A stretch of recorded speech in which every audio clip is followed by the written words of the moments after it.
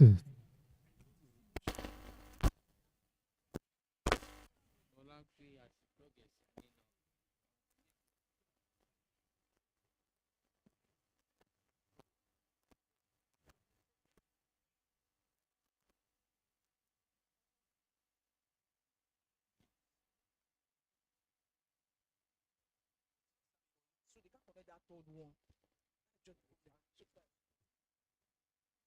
Hello.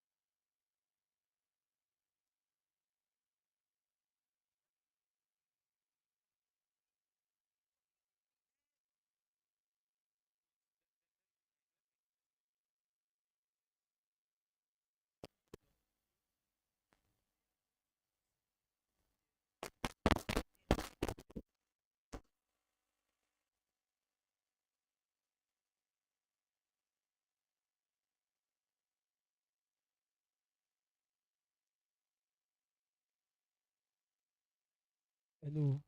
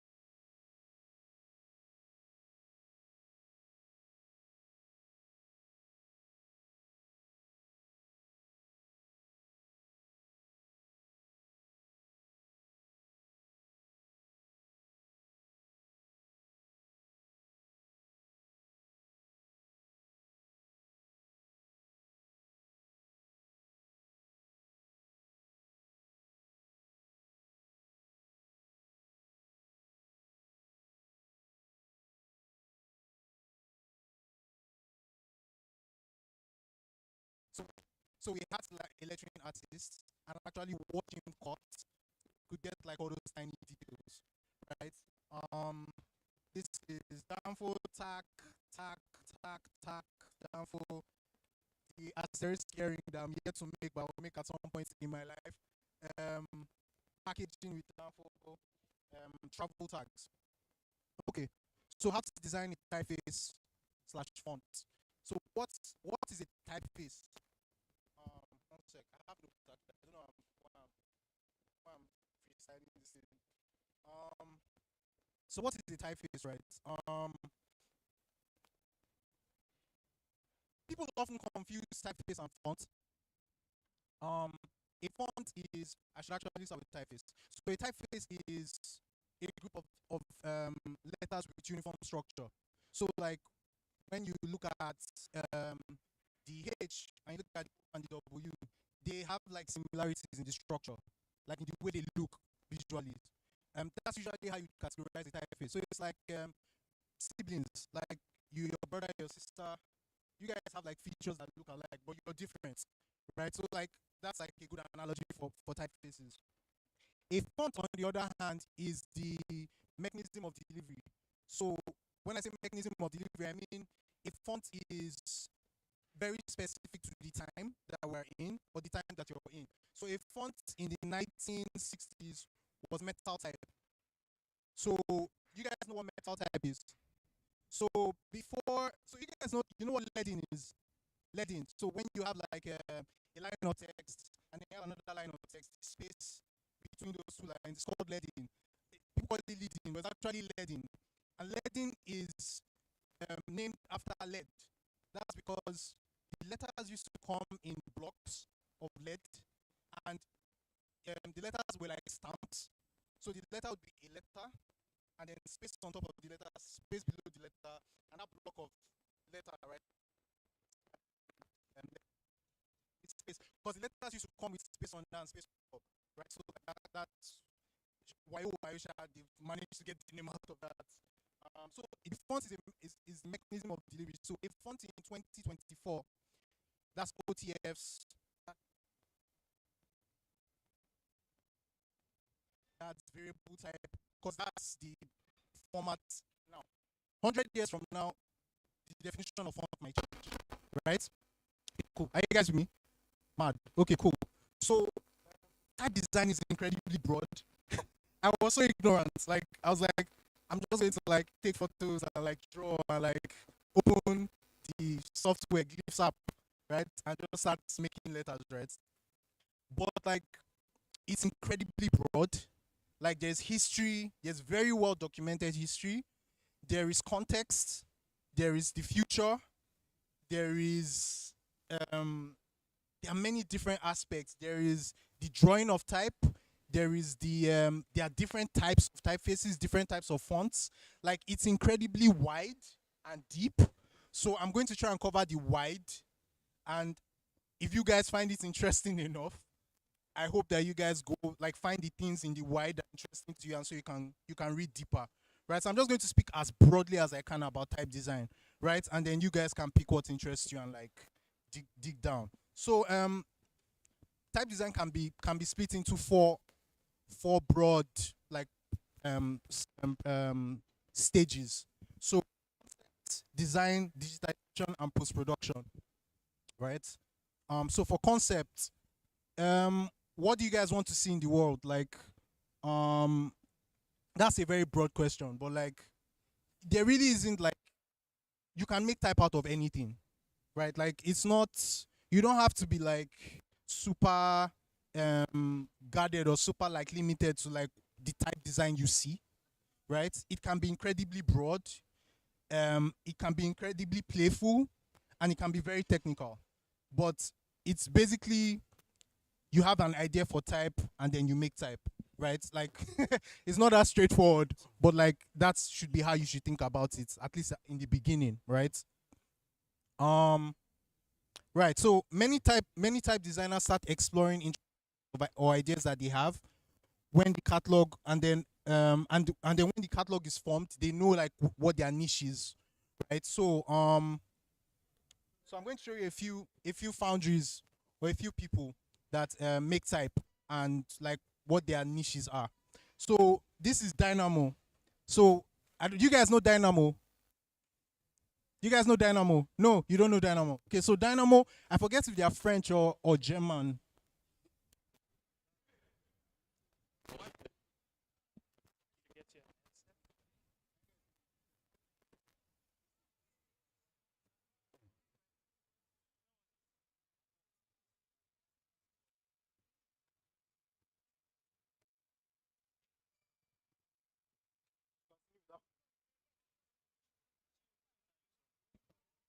This is better, Abi. Now everybody can hear me. Okay, cool. Can I just use this mic? Can I use the speaker of the location? Is that okay?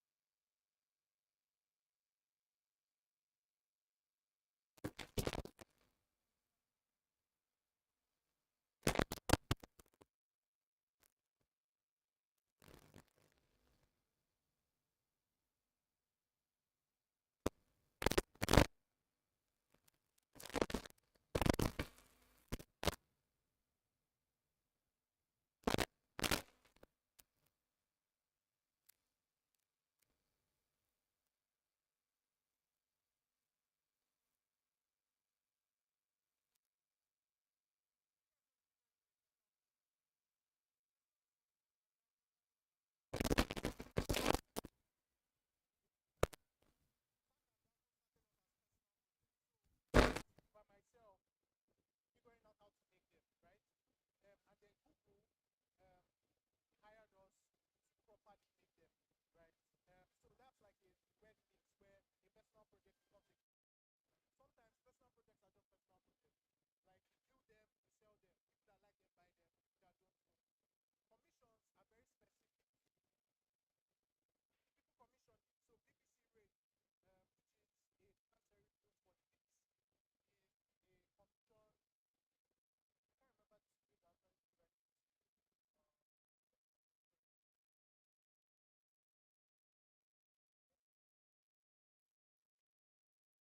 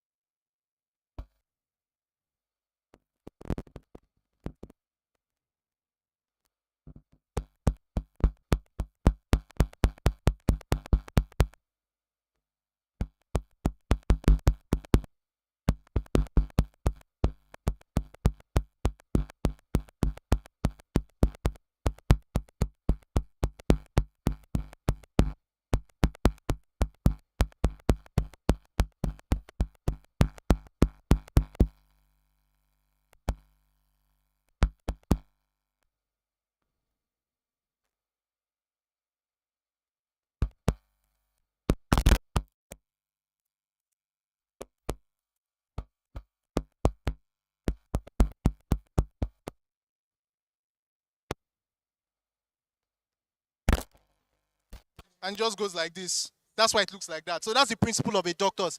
Any typeface you have or any typeface you love has some doctor's principle, right? It means that there's some tool or some methodology to how the tool works that you see in the typeface. Third thing is speed of stroke, right? All of these things are elements of calligraphy, by the way, and I should have addressed that, but I'm not looking at my notes because I like risk. Um, so let me talk about calligraphy very briefly. So no, it's cool. So calligraphy is the art of writing beautifully. So you carry a pen and then you write. That's what calligraphy is, right?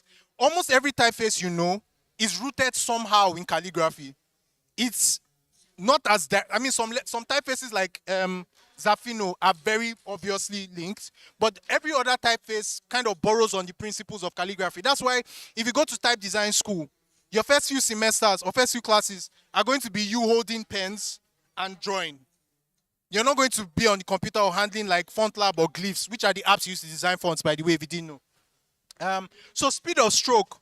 If you are writing really slowly, there is a way your strokes will look versus if you write really fast. Veloz is obviously designed to look like a fast typeface. So you see how the V settles, then that V travels, then the E looks like the type designer did not spend time. It was just like whatever comes out, right? And you see it in the L, you see it in the O, you see it in the S. This is another principle.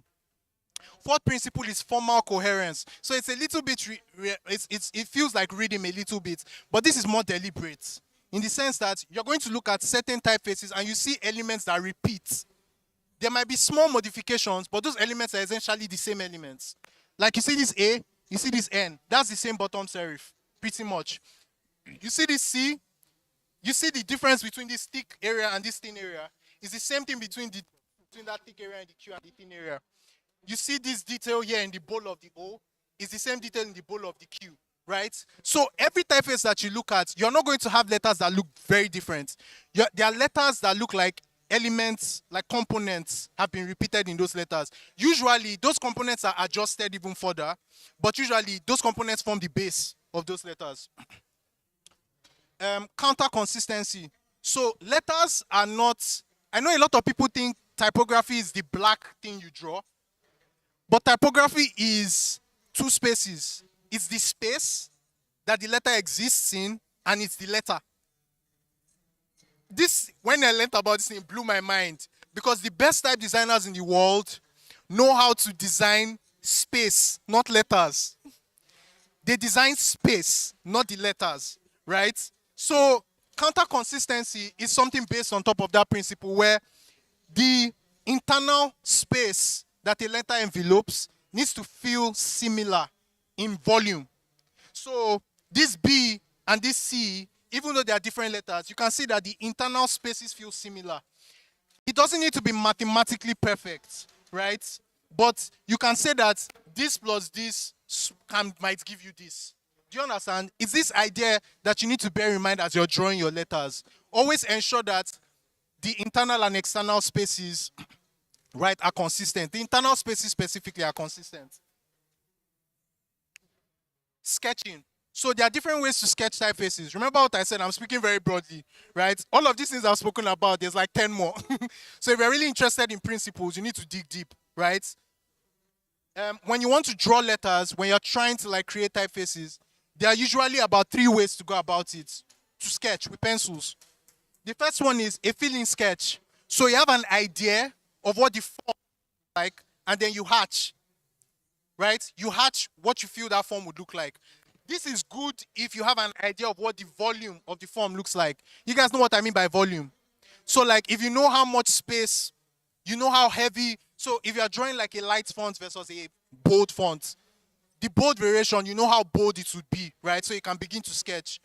This will not serve you if you want to understand the outlines of the font. This is only good for volume, right?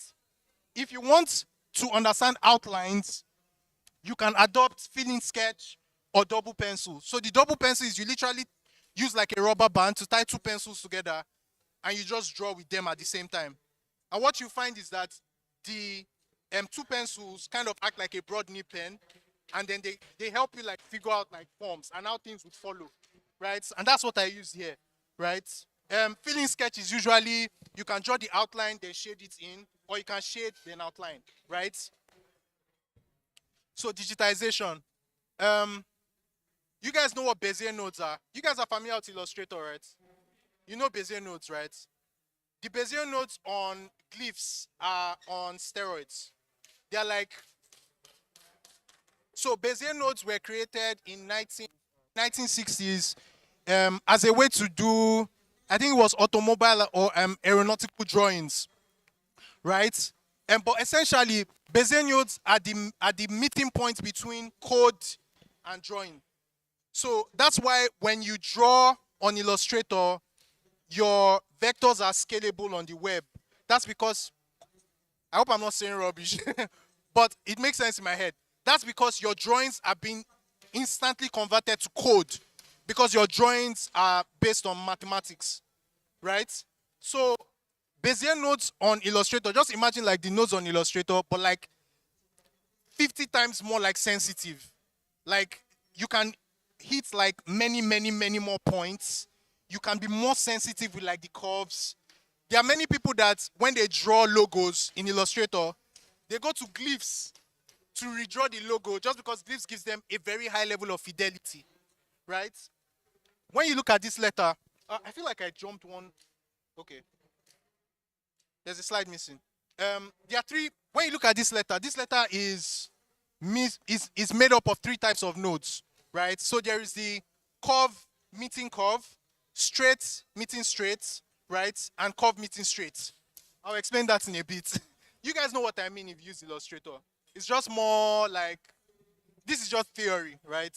So usually in an app like Glyphs, right? So there are many apps you can use to design fonts. There's Glyphs, there's Font Lab. Those are the only two that come to mind. And then there are some others that are trying to do what Figma is doing, which is like building fonts like on the web. So collaboration is better. No, it's cool. I'm good. Thank you. And depending on the software, these nodes might mean different things. But I use Glyphs. Glyphs is specific to just Mac. If you're trying to build on PC, you can use Font Lab, right? Or any of the other apps. But Glyphs is lauded as like the app for building typefaces, right? This is a curve meeting a straight. This is I don't know if this is a curve meeting a curve. These and these are different. This circle is intentional. I'll explain what this means in a bit. This is a straight meeting a straight. So square, square, straight. Circle, curve, curve. Circle can be straight, curve.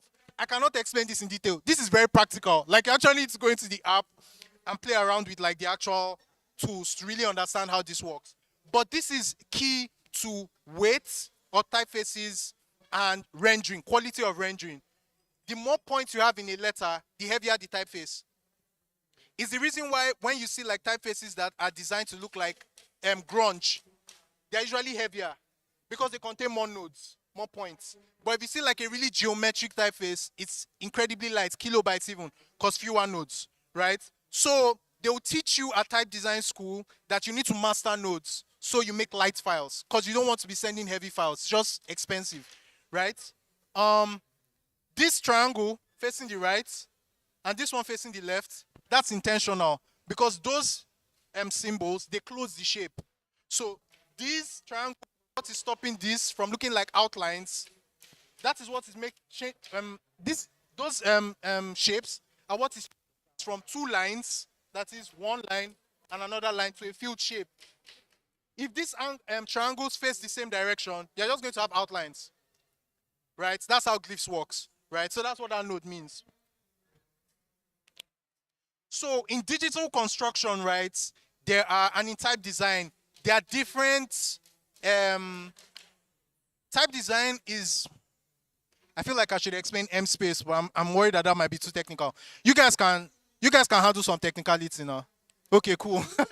So there is, imagine a square, and the square is split into 1,000 squares.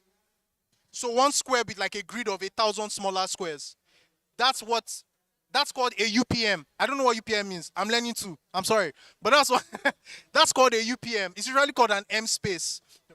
When you're designing a font, you have to specify your UPM because the UPM determines how detailed your points will get, because your tool can settle on each grid point, each intersection. So when you see very detailed fonts, they have very high UPMs. They can have UPMs of like 4,000, because like you really need to like, it's like almost spiritual at that point. Like you cannot let Illustrator or let Glyphs to be saying, no, this point must fall here. It has to fall where you need it to fall. And you need a, thank you. And you need an intersection for it to fall there, right? So you need more intersections, so a denser grid, right?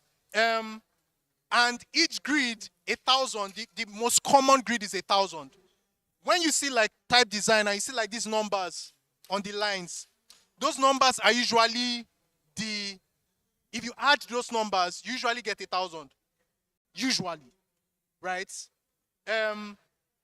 What I'm basically saying is that from here to here is 1,000. I'm exaggerating, it should be like from here to like here is 1,000, right? The baseline is 0. You would expect the baseline to be like the bottom of the square, right? But for some reason, type designers like to just flex that they're smart and they understand maths. So the baseline is at the bottom of the letter for some reason. That's here, right? Then you count in negative to the descender. So this is 0, but that's minus 200.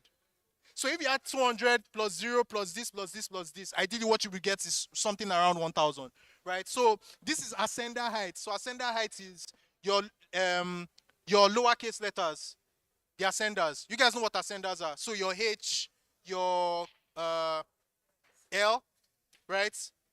Ascenders. Cap height, your capital letters, the absolute height of your capital letters. Baseline, where your letters sit. Descender, where your descenders meet, right? So if you're designing accented letters, so accented letters are those letters in Ami, like Yoruba and like other languages, right?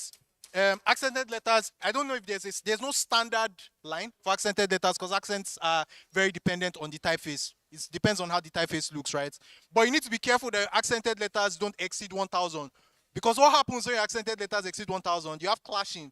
That's why you see some typefaces, line to line, default leading. You guys remember what leading is? Default leading, and you start to see the base of the letter clashing with the accents. It's because something is amiss in the 1,000 calculation, right? How to start? There are basic forms in type. It's graphic design, right? There's the square, there's the circle, and there's the triangle. Optical, you guys know what optical or compensation means? You guys know what optical compensation means? So like when you're designing, when you put a square and a circle and a triangle of the same size, you want to increase the size of the Now wow, you people waste my time then. You now give me time to I'll try. No. The circles need to be a little larger than the squares so they look the same. Because if you make the circle the same size as the square, it's going to look smaller.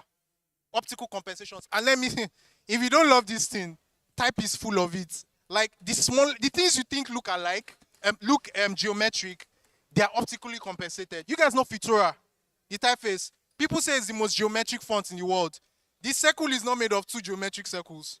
They are ovals because they're optically adjusted, right? So like this is something that is everywhere in type design. This is NOV. So you see the N as an overshoot. But you see how those basic forms can dictate, like, it's important to start with those forms because you kind of understand what your square forms, what your horizontals will look like. So your left and right straights, your left and right curves, that's O, and your left and right diagonals. Almost every letter in the Latin alphabet mirrors this somehow. You find those qualities, straight to straight, straight to curved, diagonal to straight, diagonal to curved. Those things repeat in type. So optical compensation. So see what I'm saying here, where the O's experience some overshoots, but when you're creating heavy O's, you cannot make the heavy O's the same. You can't just increase the size of this or taking this on both ends. So it's not like if you have a 1 pixel stroke, you can't just make it a 3 pixel stroke. That's not how it works, right? Usually you want to make the O a little smaller so that it feels consistent with the lighter O. There is a principle in type design called color. So color is When you look at a body of type, if you squint your eye, it looks, when the type looks blurry, does it look like a uniform gray? Do you guys understand what I mean? So like if you squint your eye and you're seeing like dark patches, like one place is like really dark, and one part is light, and one part is dark, the type has bad color, right? All these optical compensations ensure that the typeface that you're designing has consistent color. The best typefaces you have, squint your eyes, you see an even gray, right? When you see them in body formats, in huge words of text, you see an even gray. Another kind of optical compensation, horizontals versus verticals. I love this one so much. You see this E? In this E, the horizontal thickness and the vertical thickness are the same. That's a no-no. Horizontals always feel heavier than verticals when they are the same. So your horizontals always need to be lighter. Always. Right? So you see that this is not slightly, it's significantly lighter than this. That is the only way the horizontals and the verticals will look like they're in unison. If you make them the same, too heavy. Even in the heaviest fonts, the horizontals are always lighter. Also, you see the base. You see how this base extends? In the letter E, that's another optical compensation. You need there's like a principle of physics. Sorry to people who are not science students here, but you need the letter to look like it can sit physically, like in the real world. It can't look like it's going to tip over, or it can't carry the forms on top of it. So usually, the base, the bottom, go and check like the E's of your favorite fonts. The base horizontal stab is usually wider, and the top one is usually thinner, slightly inward than that one. It's a very small detail, but like if you study type is just full of all of these like tiny adjustments. You see this R? There is a consistency between this and this. So you have like this huge black spot here. It just looks like dark. It's called dark within the context of like color, right? Usually when junctions meet in type design, you want to make them thin out where they meet. So they can start, as they come together, just so it feels consistent, they become thinner. Because when they meet, they feel heavy, right? So you don't want it's going to feel heavier than the rest. They meet at with the same thickness, right? Sorry. Okay.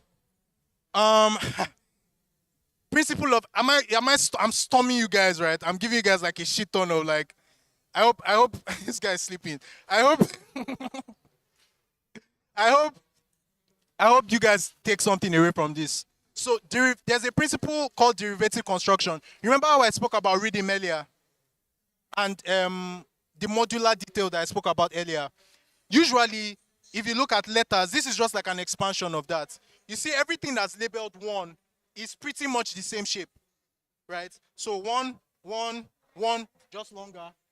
1, just longer. 1, just going down. 1 down. 1, 1, 1, 1. Same shape. 2, straight, then widens. 2, 2, 2, 2, 2, flipped. 2, 2, 2, 2, 2, 2, 2. Same shape. 3, it's like 2, but like just longer, right? Actually, I just made it 2. But this, that, and that. 4, the shape of the bowl, right? So it just repeats itself. Repeats. 5, the diagonal. So not quite straight, but like slightly slanted, right? Here and here. And then 6, in every typeface, there will be some shapes that are just stubborn. That they're like greedy. They're like, this one is just for me. I'm not sharing. You understand? And that happens all the time, right? So that's an example. You see that every other thing, all the other ones that taper, they taper out. But the F is so like, has mad, main character syndrome. And it's like me, I'm going to be inward. So that's why he's a separate shape. Uppercase and lowercase have relationships. When you design a lowercase letter, usually, TAC is an exemption, and I'll explain. Usually, the uppercase letters actually, TAC is not an exemption. Usually, the uppercase letters have thicker stems. So the stem is the shape that forms like the structure of the font, right? They have thicker stems because, why? If you look at it within the principle of space, the space they occupy, they take more space. right? So if you have more space and you maintain the same stem, the letter looks light, right? Type design is really just like playing around with like spaces and proportions. You're just designing one graphic, designing another graphic, and trying to make those two graphics feel like they look good together. So you see that this is slightly wider by 2 pixels because this entire width is wider than this. This has like this and this here. This side is empty. So you need to compensate for that. And when you're designing type, there are some strings of letters that you use to test type. Because those letters might not be real words. Addition is a real one. Hand gloves are real words, but hamburger font sieve isn't. But essentially what they do is, this is decades and decades of testing where they put difficult letters next to each other. And I'll explain how letters sit between each other in a bit. But they put difficult letters next to each other to see how the letters sit, right? And to see how color feels, like how consistent the shapes feel, right? I'm bombarding you guys. I told you it was going to be wide, not deep, right? So it's pretty wide. So what are letters made of? Letters are made of white space and dark space, right? Like I said, some of the best designers in the world are excellent at this, right? And then they use this to fill up this. This is what they're actually designing. I know it sounds like abstract, but the more you read into it, the more you read about it, the more you understand what I'm saying. So there's the counter space, there's the exterior shape, and then those things combine together, push each other to form the letter. There's also something called a glyph space. So remember when I spoke about leading? This is how letters used to be cast in lead. You have the letter protruding, and then all these other things would be recessed, right? This is line space, or what constitutes leading. You can hear something else. This is fitting. This is counter space. This is the letter. So fitting is, there are two, when you're spacing letters, you know how I've been speaking about spaces, how letters are made of spaces, right? The spaces outside of the letters and the spaces within the letters. Now, it's very important to fit letters before you ken them. You guys know what kenning is. Kenning is when you take a letter and you take another letter, and you're trying to like figure out a sweet spot between those letters, right? Something that I learned the hard way, and something that's extremely time consuming, is kenning before you fit. You need to make sure that each letter is proportional, interior and exterior, by itself.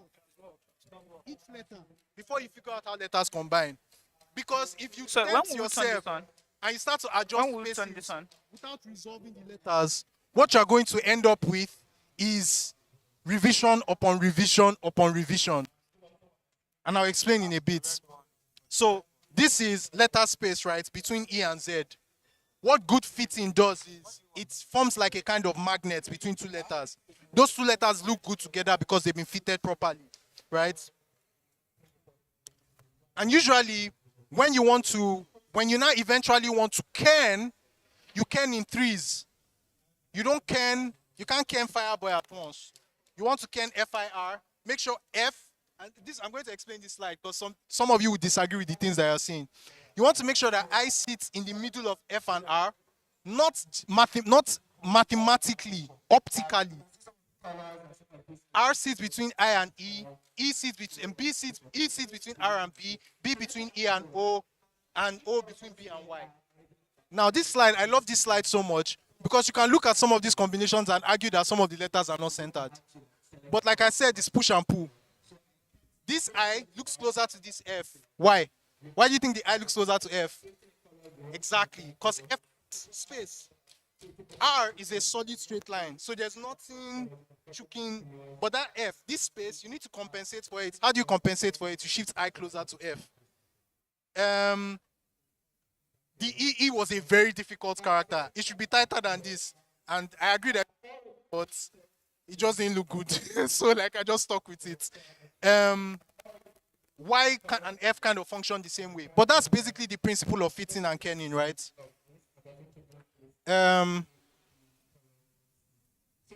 Should I take a break?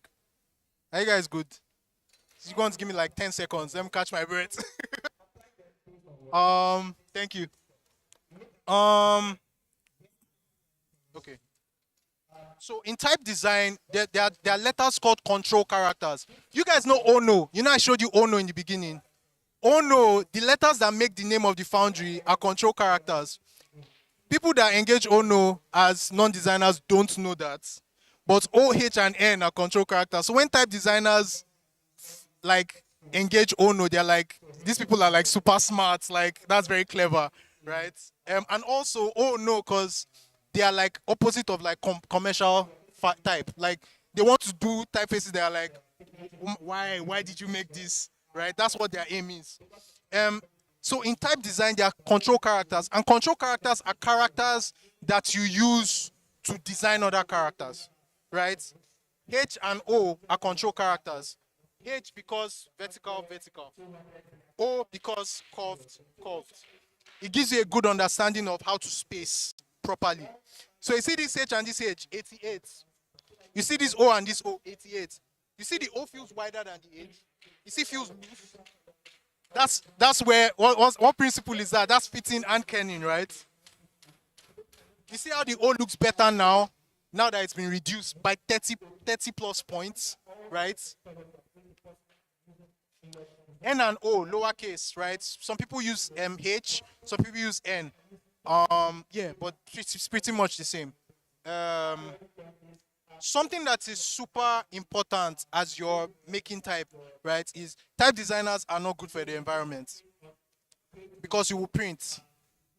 There are certain things that your type design is geometrical knowledge, that is, you know, observing the mathematics, being aware of the numbers, but it's also a lot with your eye. Like, you really need to gauge things with your eye, right? And for you to do that, the screen can be deceptive. So you need to print a lot. I must have used like maybe like 1,000 sheets of paper for TAC. Because you design, you print, you look at it, you look away, you come back, you adjust, you move things 1 pixel, you move another thing 1 pixel, and I'll get to how you can, what that process is like. But essentially, you're going to print a lot, right? So just get a laser printer. Usually, type designers prefer laser printers to inkjet, because laser printers, for the same reason, Centennial Bell, right? Laser printers work with ink, liquid ink. So if you're designing and you're printing, if the printer is not good, you have like, you're not going to get those forms. Laser printers use powder, I think. So they just spit the powder at the paper. So it's like, it's more accurate. You're going to get sharper edges. So print, right? And when you figured out your control characters, when you figured out the spacing, right? And you have like good reading between the letters, you now pick each letter and you place it between the control characters. And then you print. And then you adjust. And then you print. Do that for uppercase and for lowercase. There are some typefaces you see that look amazing. And it is because those type designers understand how to space separate from drawing the letter. Yeah, I know. You're going to print. Print. Right? Okay. So we're almost done. Kenning. So this is tack before kenning. It looks kind of kenned. It like, if you're not looking at it with too much attention, some of these combinations look good, right? Some of them, not all of them, right? So you can say like this CDE, for instance, that could pass, right? This FGH could pass, but this is good fitting. Like, we spent so much time fitting each character that kenning was the last thing you did to just like last mile, right? And there are some letters that are very difficult. No matter how well you fit, you need to ken them. Like H and O, you can fit, but A and V, letter A and V, or T and V, because T has V like this. You might need to shift it so V looks like it's. Do you understand what I mean? So some letters are just difficult, and you have to ken them. Fitting can't solve them. And this is horrible. I should have shown this without the green, so you actually see how good kenning looks. But I illustrated this so you see how like tailored the spacing is. Almost no value here is the same, and that's intentional, right? Because you are fitting and you are kenning. Print. Right? Finally, licensing. So we've handled drawing and all of that, right? So for licensing, usually there are about 3 questions that matter when you want to license your font. You've made your font, it looks great. You spaced, you've kenned, right? You've been playing with it, you sent it to your friends. That typed with it, they sent you feedback. You've made adjustments, right? So now you want to sell your font, or you want to put it on the internet and engage in some way, right? With the public, commercially or non-commercially. So when licensing a font, right? The 3 questions, I'm almost done. Last slide. Last slide. How many computers can the font be installed on, right? So when you try to, in your days of that font, are like, Omo, I use that font. God, I scarred that font, right? In your days of that font, and like even Google fonts, like the free typefaces, right? Google Fonts has an open, so it's open font license. An open font license means you can go on GitHub, download tag. If you are good enough and you're sound enough in your type design knowledge, you can make adjustments, push them, and if Google thinks, oh, that makes sense, that letter looks better, they'll push your updates. So that's an open license. An open license kind of means that anyone can edit it. It means that anyone can download it. It means it's there for free. You can use it commercially, you can use it not commercially, right? And that is like it's a partial answer to my first question, which is how many computers can the font be installed on? Because you can install an OFL font on, if you like, you have 50 pieces installed in other pieces.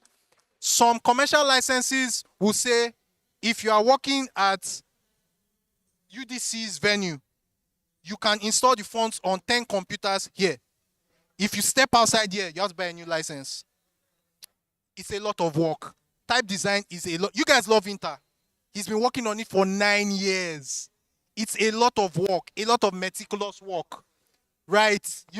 So like it's a lot of work. So like type designers try to equate the value in terms of licensing, and some studios are very loose. Some are incredibly like. Let me give you a small example. When we designed the brand identity for Carrywise in my past life, it's not so long ago. We used BR Fema. We bought it from Monotype. We got it from I can't remember the place we got it from, but we got the license, commercial license. We were good, right?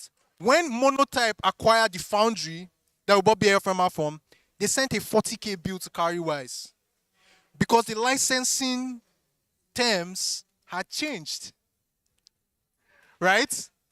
No, dollars. The licensing terms had, right? So licensing is something you have to be cautious about.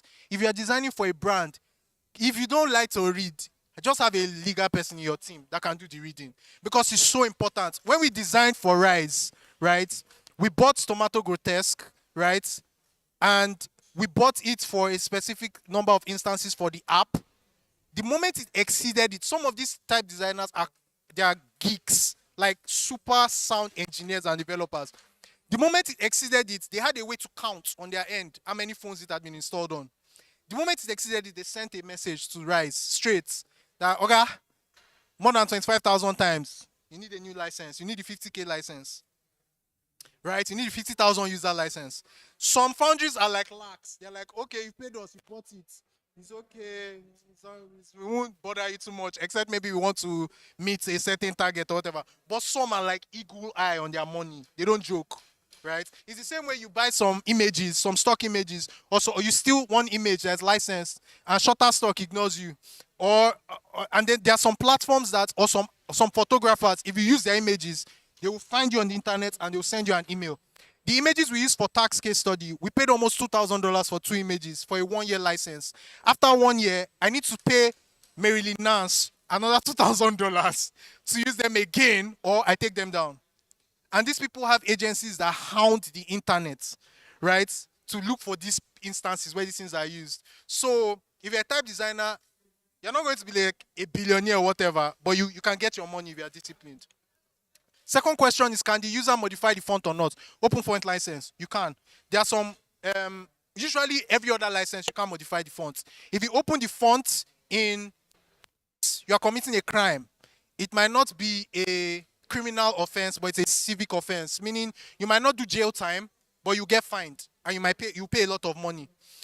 When a Monotype, I think it was Monotype, when they worked on Helvetica, you guys know Helvetica now. not Helvetica. When they worked on the modified version of Helvetica now, there was a little bit of dispute between monotype and linotype or Adobe. I can't remember, but there was a settlement involved, right? It's crazy. And very fascinating. And the last question is, the last thing to consider is, how does redistribution work? So Google Fonts, you go on Google Fonts, you can download it from wherever, anywhere in the world, right? Some foundries, you can only get the font on their website.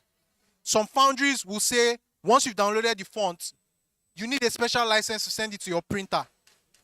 If your printer can edit. If you want to send it to your printer, you have to curve it. You have to create outlines. So the printer does not have edit access. Some of these things are things that a lot of Nigerian designers and African designers in general get away with now.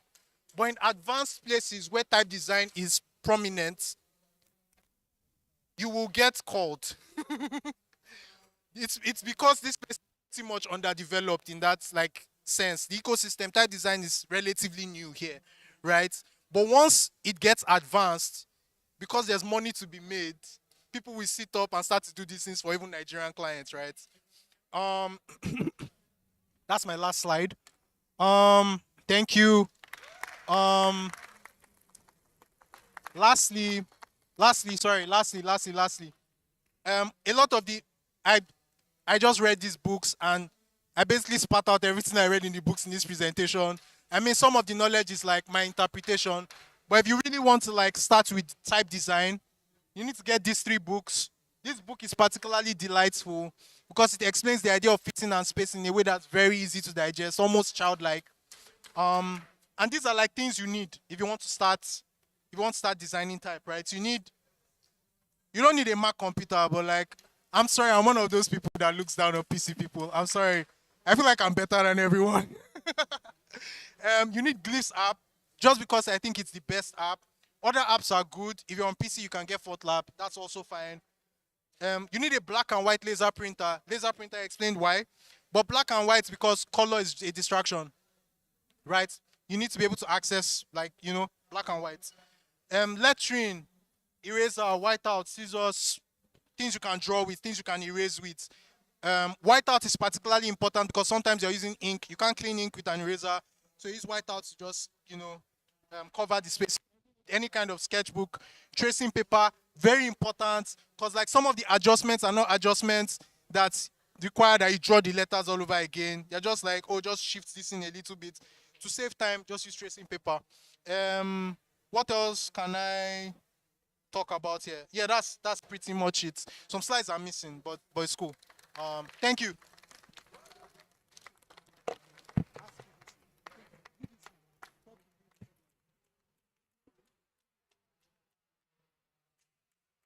Sorry for the bad audio. Well, it's not my fault, but like, I wish you guys had a better experience.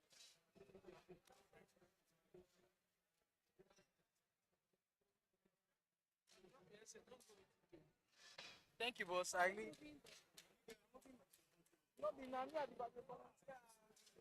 You really tried for us.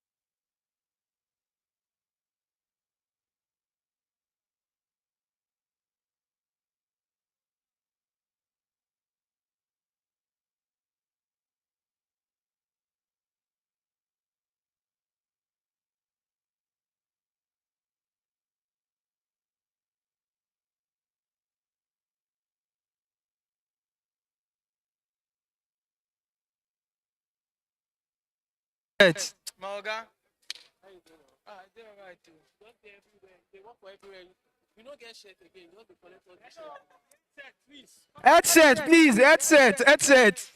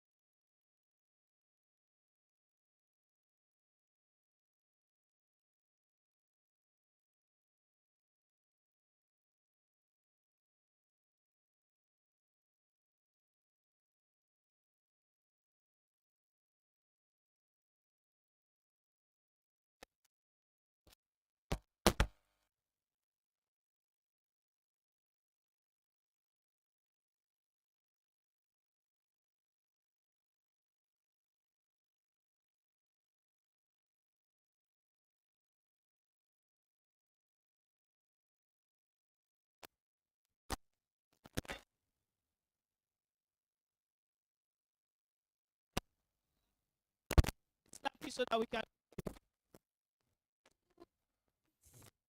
If you are here, please let's fill up this place so that we want can to get start started. this.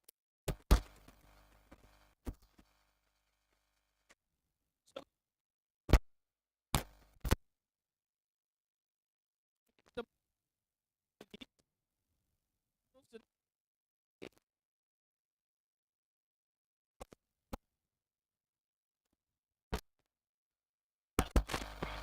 themselves. We understand that and we apologize. We try to work around this. We apologize. We're making it better. So please just bear with us. Try come in the house. Bear with us. We'll see how we can make it up to everybody. That's one thing I can promise and guarantee. So please, can we have the speakers up?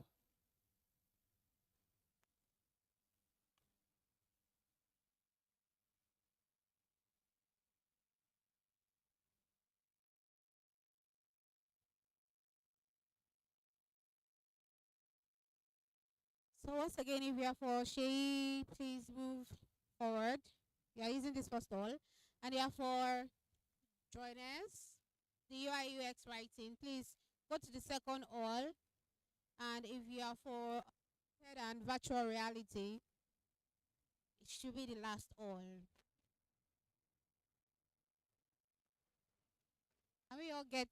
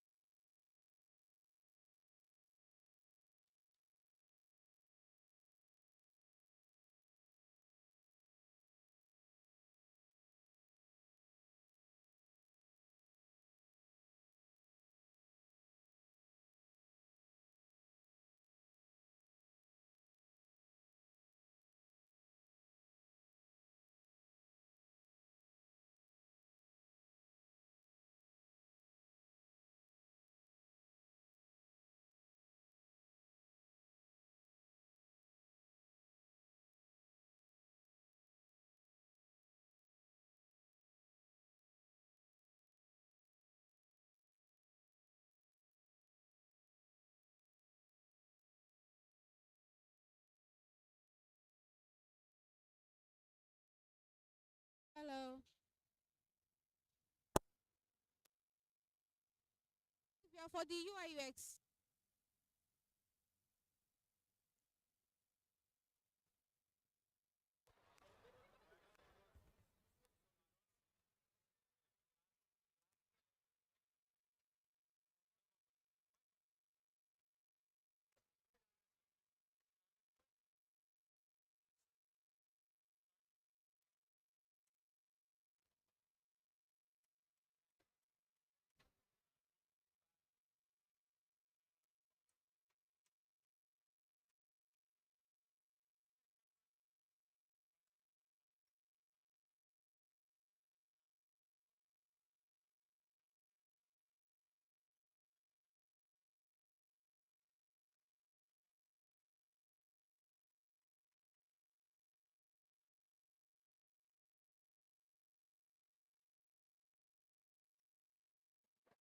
Hello, hello.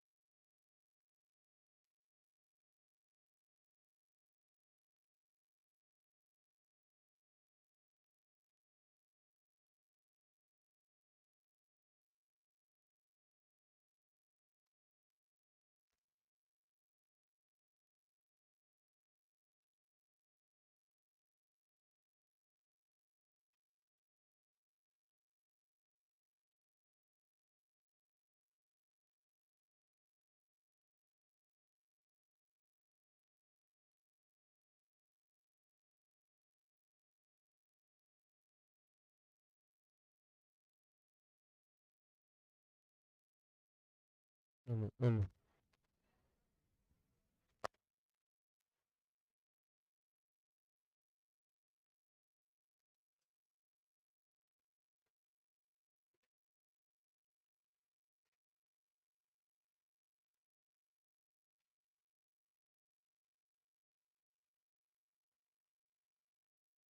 Hello, hello.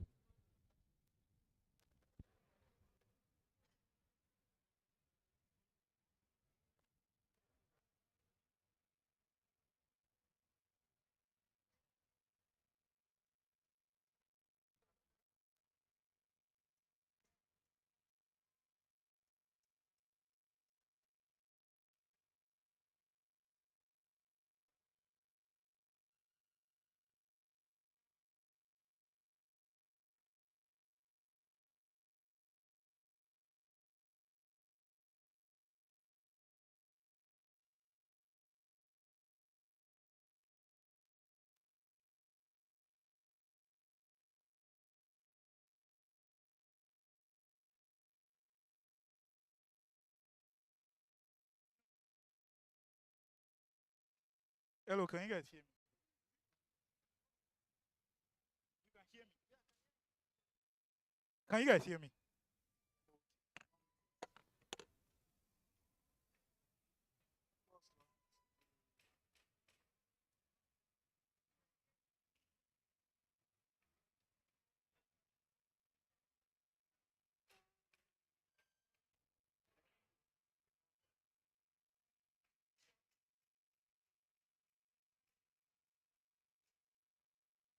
Come on, I want to quickly do something off screen.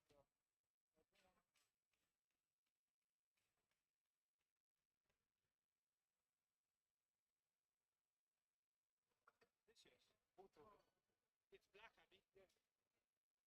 Ah, phone just.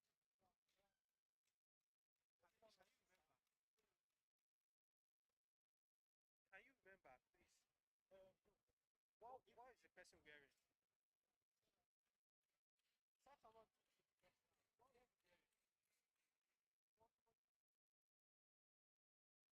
okay, let me give you the man. Yeah.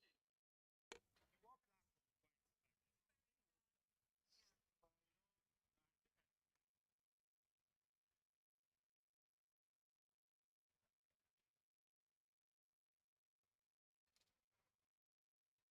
Huh? What let's this thing? What let's this thing works.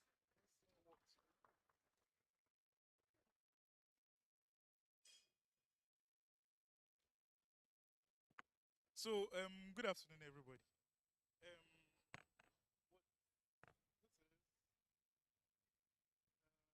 What this is okay. If at any point in time you can't hear me, you can.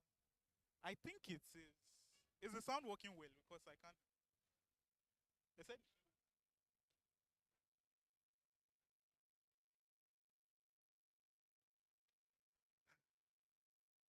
So today we'll be talking about augmented reality and virtual reality, the future of design, or mostly XR, the future of design. Uh, Brief introduction.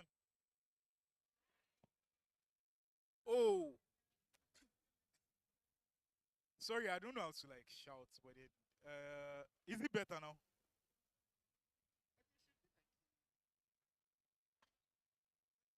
Is it better now?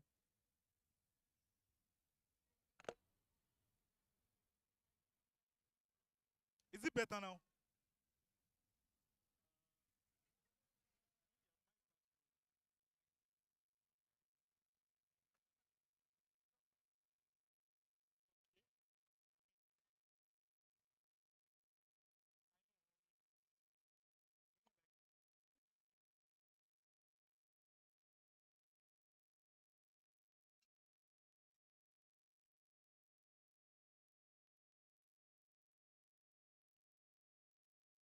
So let's just wait till they come and fix the audio. Sorry.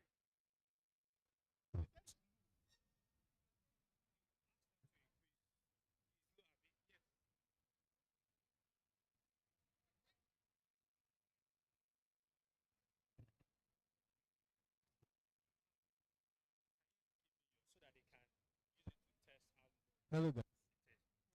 Hello, can you hear me? Um, I would first like to thank everyone for staying behind, and I also realized that there's been a lot of waiting, and I wouldn't want to take. I wouldn't want to take. So here's something I'll promise.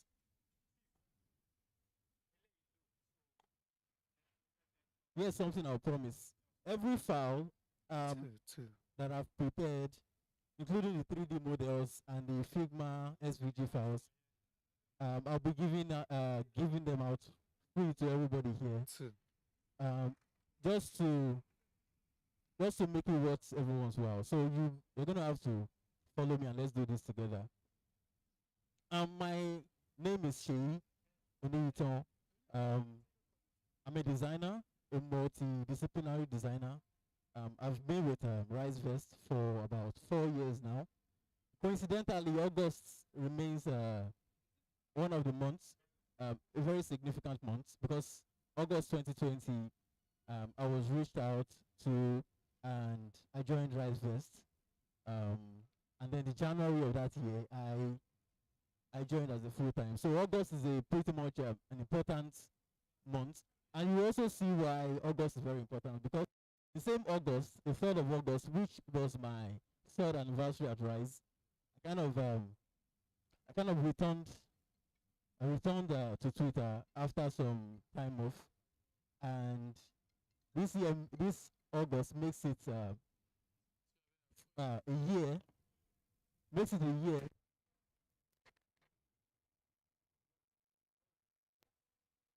Hello.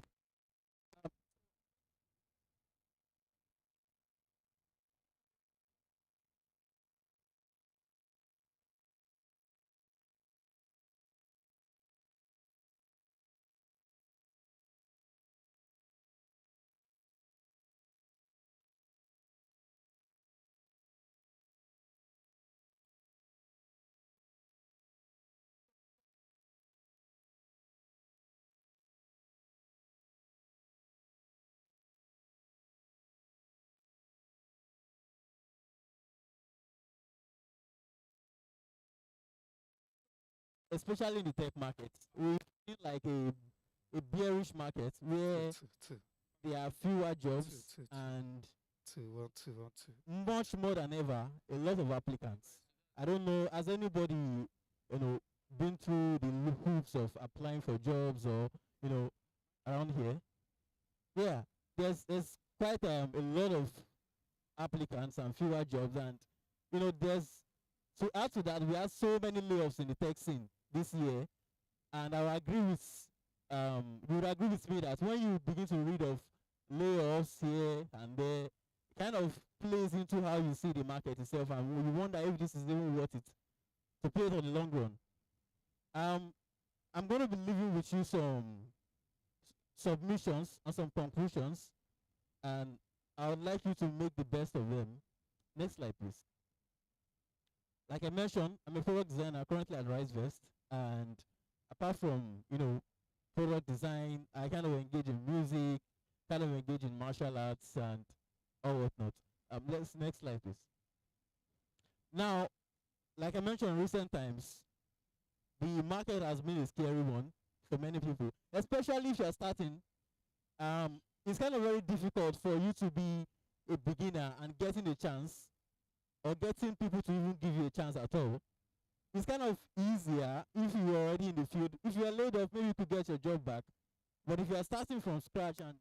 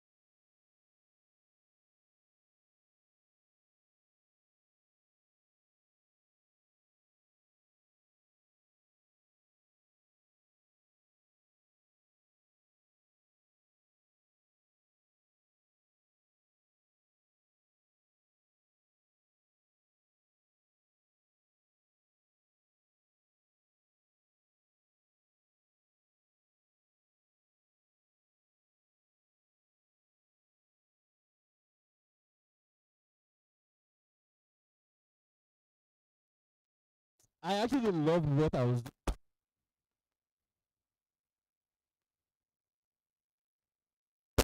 doing, and so many people still have that book with.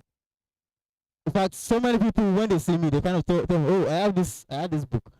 Um, the problem then, which kind of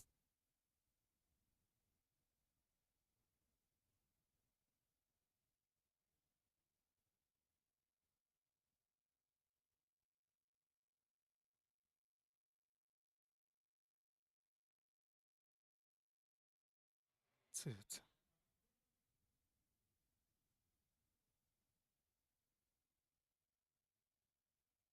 users to different apps that currently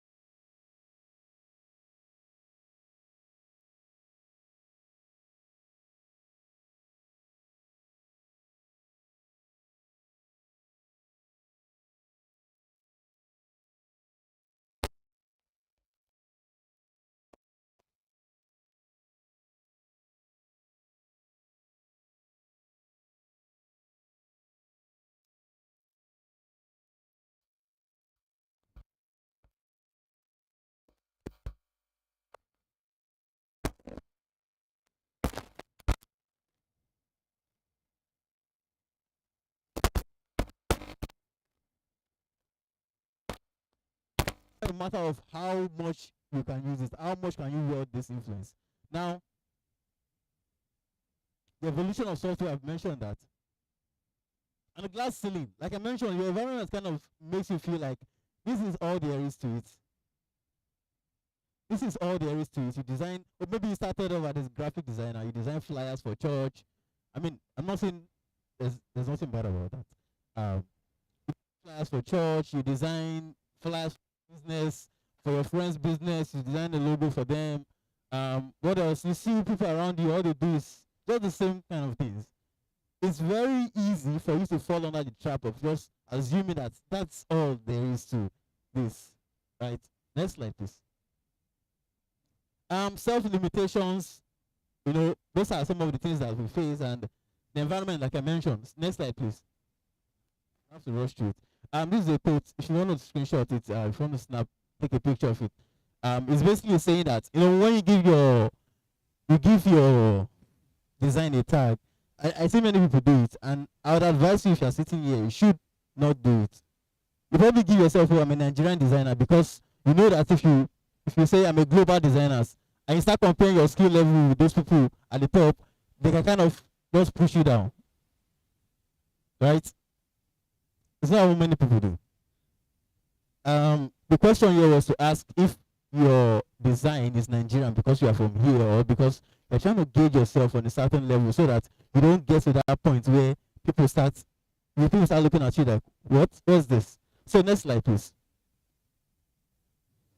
The problem with quality and talent in the ecosystem, when I say many designers get a seat at the table, designers often always want to get a seat at the table. Oh, I want to be there when we are talking about the budgets, we are talking about the company goals for the year. We don't just want to be receiving instructions as to, go and design the screen. We want to make decisions. Now, the problem with getting a seat at the table is that the things that get you a seat at the table might not seem to be what to keep your seat there. Yet, very important. Those are very important things. If you want to maintain your place at the next slide, please. Now, what are the things that you can do? I mean, to break yourself out of this, because you are competing in a global market. You are competing with your friends, and this is not a local thing anymore. If you want to build competence, you need to build on a worldwide level. So one is realize there's no ceiling, right? Realize there's no ceiling. Tell yourself that no matter what you're seeing right now, there's much more to design than this. Your design can be on Mars. Design can be in Times Square. Design can be anywhere. And I'm telling myself that too. Now, refine your taste and judgment. I think one of the best things you can do for yourself is always taking good design. Always look at good design. Always refine your eyes. Refresh your taste. It doesn't mean you have to join every trend that's going on. Like when Linear launched their landing page, almost everyone's page started looking like Linear's. And it's kind of interesting thing to see, because after the design becomes obsolete in just a few months, what do they do? What I'm trying to tell you is to refine your judgment.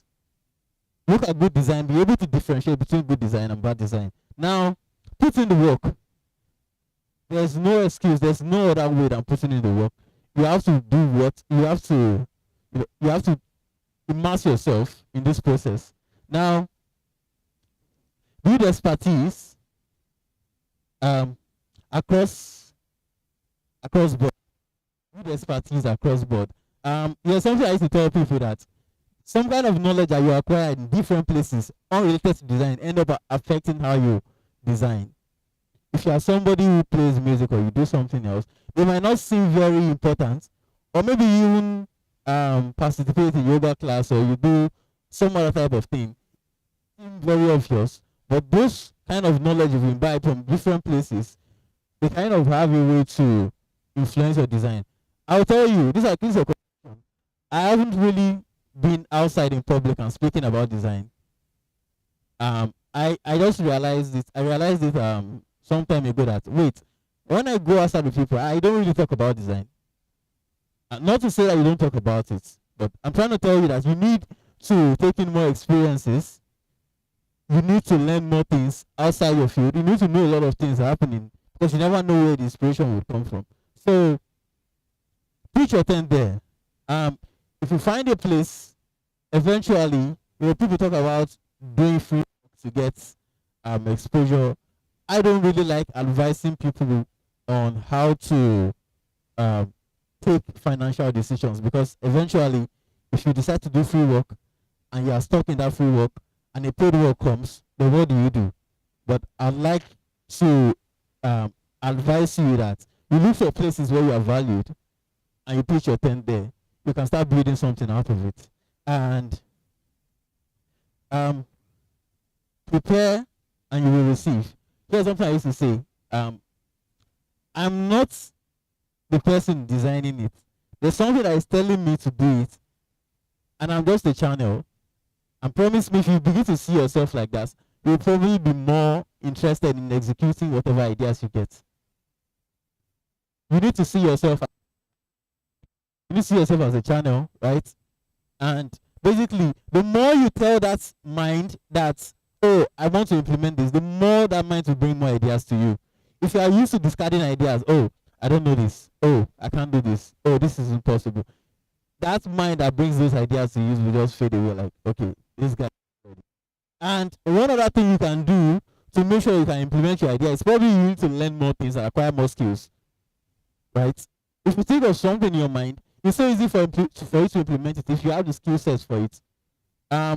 Learning is a never-ending journey, so you can take it for what it is. Next slide, please. I want to quickly move.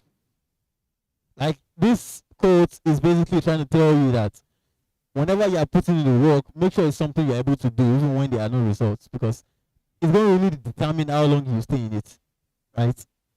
I design and there's certain things I do, like what I'm about to share with you guys. There's certain things I do, it doesn't matter if no profit comes from it. Of course, when it's a client's job, it has to come with profit, of course, but even if there's nothing attached to it, I'm still willing to do it, right? So you need to look at those things in your design journey that kind of pique your interest, and you can do without, always looking behind your back. Next slide, please. This is a quote, I'll quote it directly. The gains of leverage acquired by competence are measurable.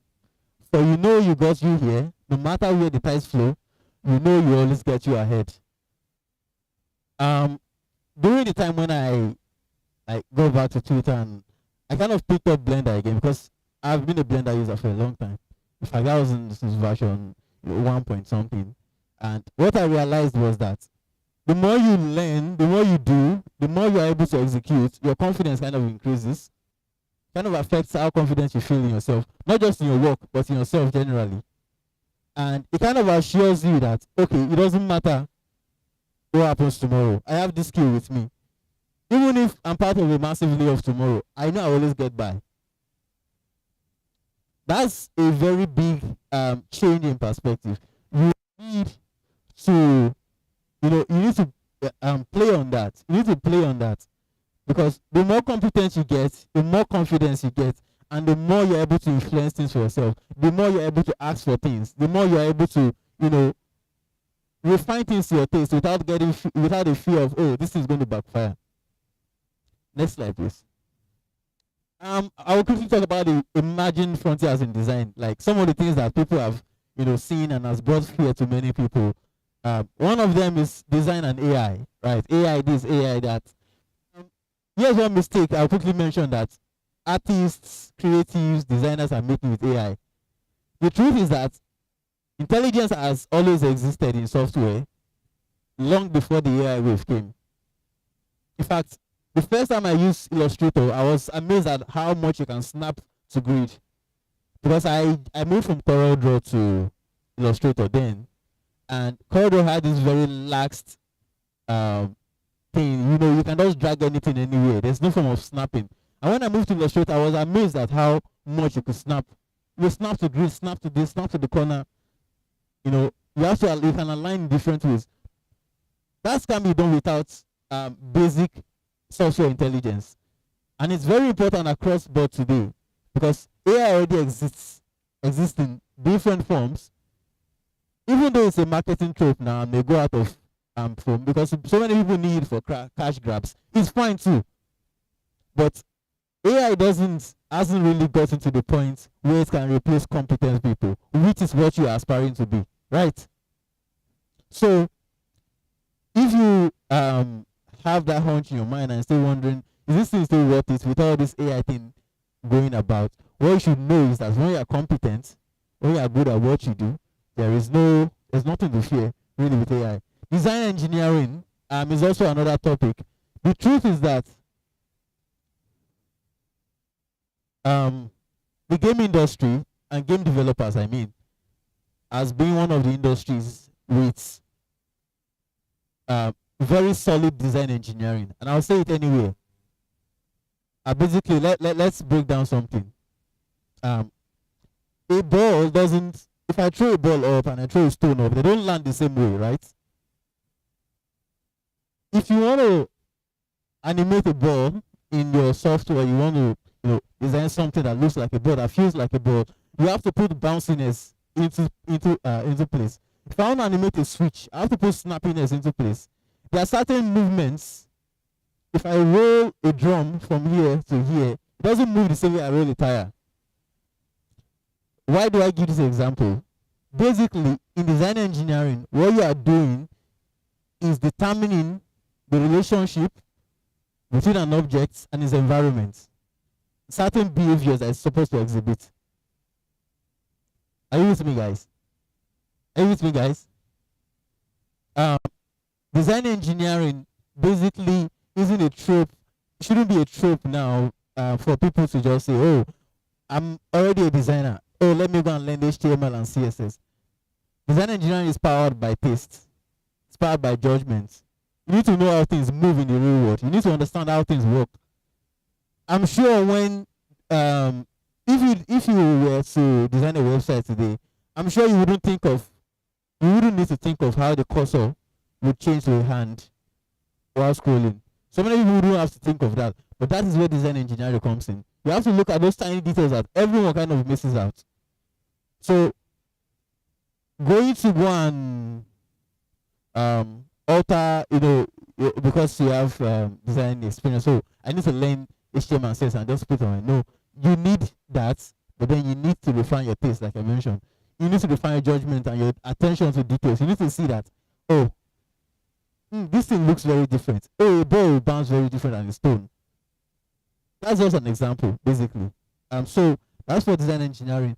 And the return of jobs, there has been so many, I know this is not my place to say, but there has been so many discussions about how, there might be a recession. I'm talking about the larger market, not the local market. Our local market seems to have been in a recession for a very long time. But in the larger market, the question is, all the tech jobs that went away, when are they coming back?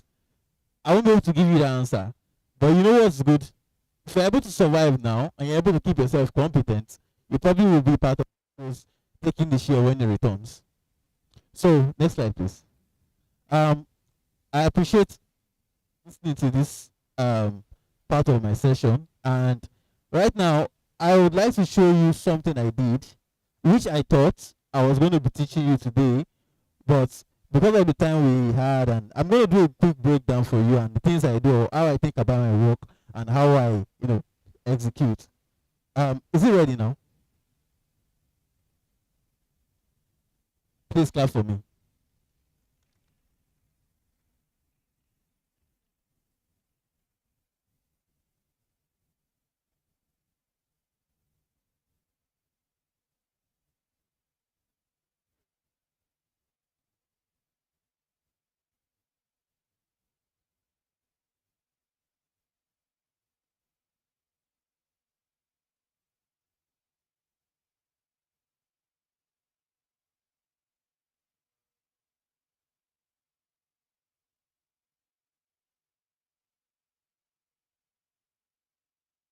And by the way, lock up. For those wondering, those are one of the shenanigans I take part in.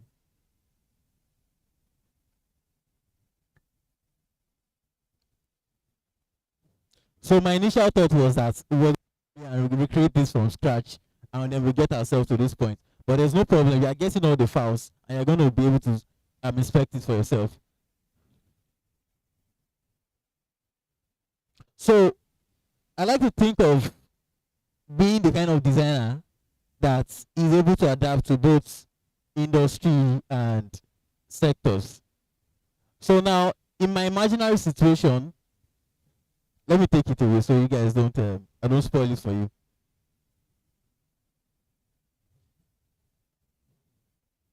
Imagine in my imaginary situation, a company has reached out to me. They say they want to launch a wearable, maybe an AI wearable or something, and it's supposed to have a mobile app. So I'm in charge of designing both the hardware and the software. That's how I like to see my thing, and that's the kind of work that gives me the spark these days.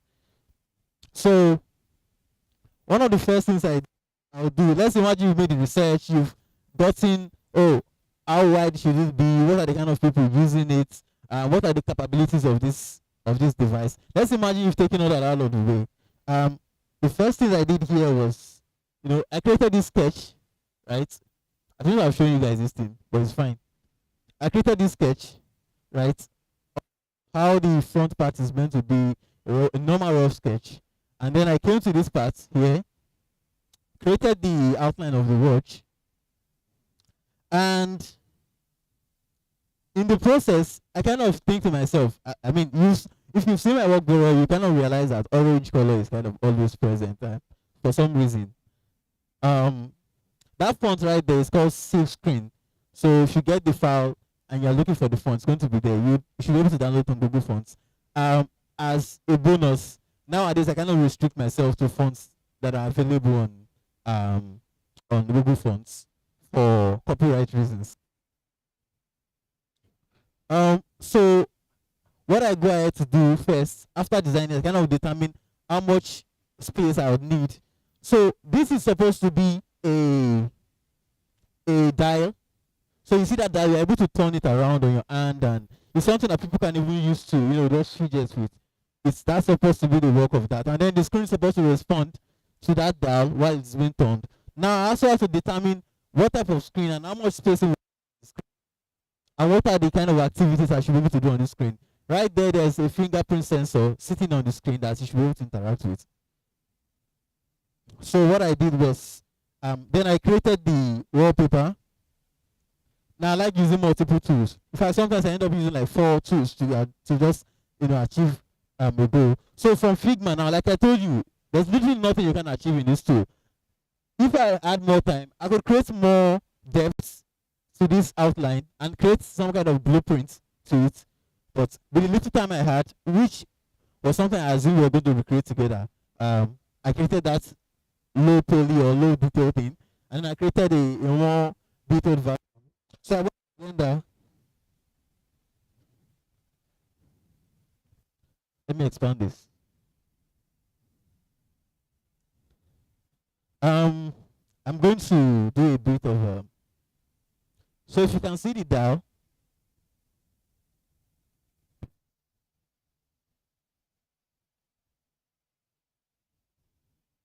so I don't know if you guys can see this. Can you see what's happening there? So the dial is supposed to move and then respond to however of whatever is happening on the screen. So after doing that, after creating my dials, what I went on to do was create the body of the watch. And of course, I had to assume that the body of the watch is going to be some type of maybe not cheap plastic, but some type of metal with clear coat. So I went, designed that wallpaper, brought it into Blender,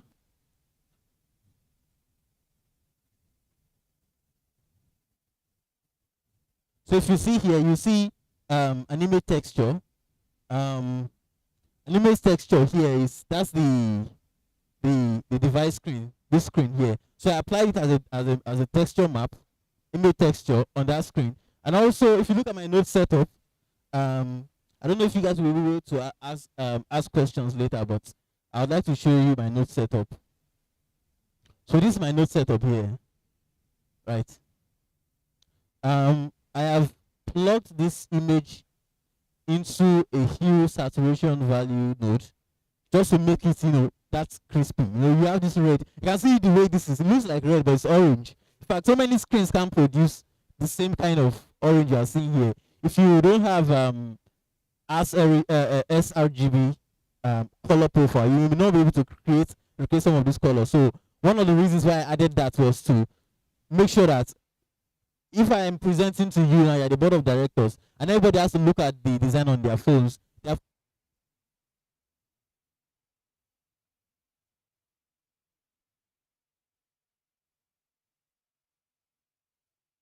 So that was why I did that. And then I plugged that into the principal BSDF. The principal BSDF is like a log of materials. You can control them the way you want. And as you can see here, I plugged it into the emission. The emission means light, right? If you don't use Blender, the emission is what basically wants to create light for you. It's supposed to create light, right? Plug into the light. I plug the image.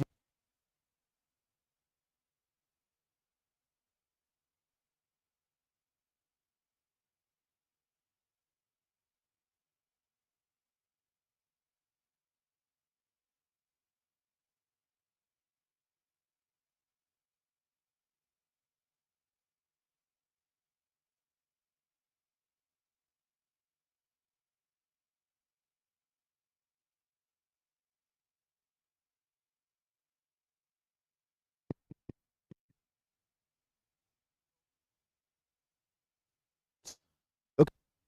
So many new surfaces. Even no matter how shiny your glass is, it still has some imperfection. So that is why I always avoid setting things to perfect value, like 0, just like that, except when I'm constrained to do so.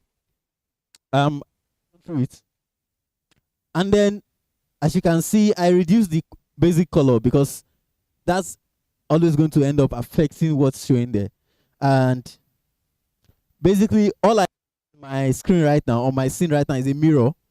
The handle, this was a mirror, and it's mirror to the other side. This same handle is a mirror to the other side. So when you open the file, you might be confused as to what you are seeing. That was there. I then rendered this scene out. That's a camera on the scene. I rendered the watch out, and then I brought it back into Figma.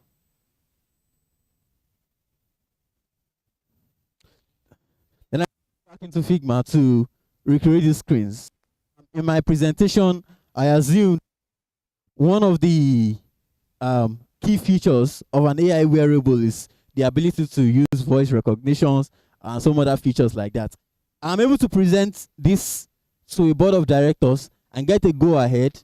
I'm able to sit down this like a whole team myself and present these things because I'm able to, combine multiple skills together. Basically, this is the result of what we were supposed to do here. And I'm sure when you get the file, so you can play around with it, adjust the colors, adjust the design to your own taste. That's all I have for you right now. I don't know if there will be time for questions or anything like that. All right. I think we'll just take one question and then we'll wrap it up. So, all right, let's.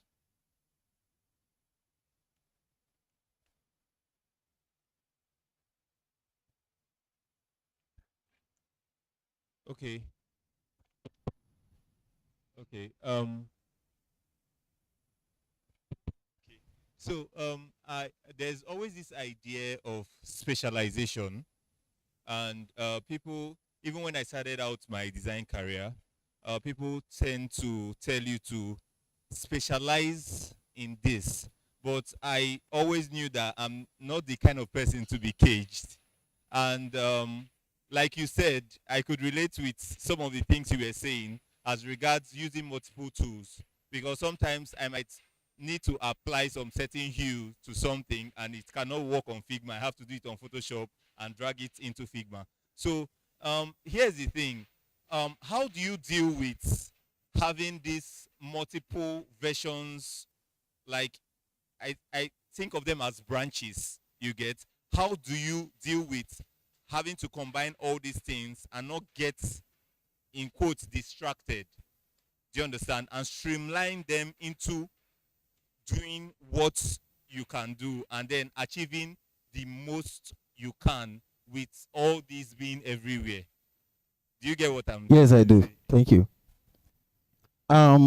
Well, I'd like to say that if you are starting out, this is just an opinion. You may not want to find out what otherwise looks like, but if you are starting out, you are better off just spreading your wings as much as possible. Because you are going to discover so many things in this field that's going to pique your interest, and you never know which one is going to be which. So it's very important that you are starting out, generalize as much as possible, but make sure that you are not just doing them and just, you just dig little hole here and you jump to the next one. I used to say something that if you are going to lead a team, I have my team lead is Layer. If you know Layer Connect here, that's the head of design at Rise. And you know what the good thing about working with someone like that is? There's literally no facets of your job that they can do, and that is a way to command respect, not just on the team, but among the industry. If you want to be somebody who leads other creative, we are all creatives here. There's ego always at play. If you want to be somebody that leads other creatives, you need to have some level of, command of certain skills. Basically, I should be able to tell myself that there's none of the jobs of anyone on my team that I can do. I've done animation, I've done this and that. Now, back to the question, like, how do you manage these things? The first thing you need to look at is, how I do it is my reputation first, my income second. Every other thing, I'm allowed to do what I want to do. Reputation means that, can people actually rely on you to provide this job? I've never been in a situation, and I've been designing for, just been around design since 2014. I've never been in a situation where people had to chase me around for my work. And that's something many people don't, when you get to a position where nobody can question you anymore, you are basically like, it can get very distracting and you want to start slacking, but it's always important. So first, you have to imagine or think to yourself that, does this, if I don't deliver this, does it affect my reputation? Second, does it affect my income? And then the rest of it, you can just, apply according to how you receive. Basically, when I told you that if you listen, you receive, you get ideas from everywhere. So if you've done your normal 9 to 5, you've done any other, you've carried out other responsibilities that's yours. The next thing, is this in, does it affect my income? You look at that. Are you able to respond to some of this responsibility?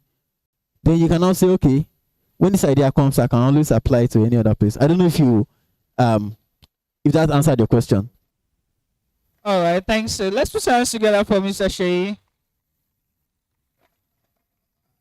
Okay, so we'll be going to the last breakout session now. I did mention earlier that I hope everybody can hear me. I did mention earlier that we had some food for you.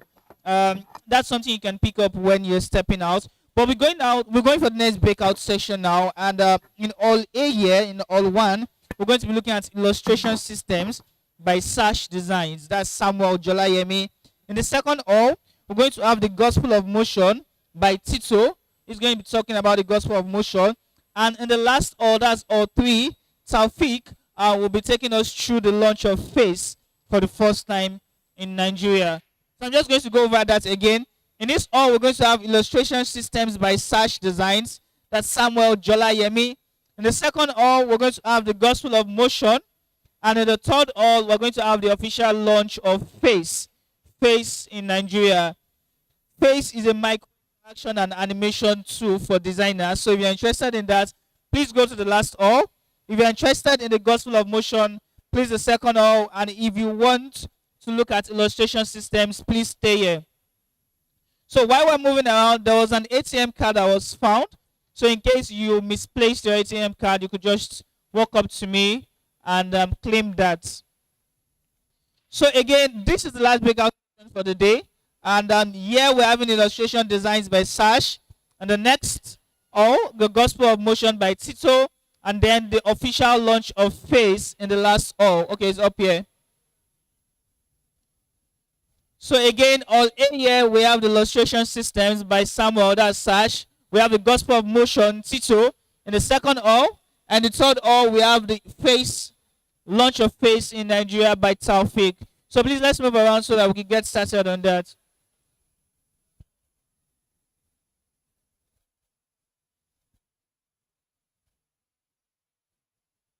Okay, see on the screen. Thank you.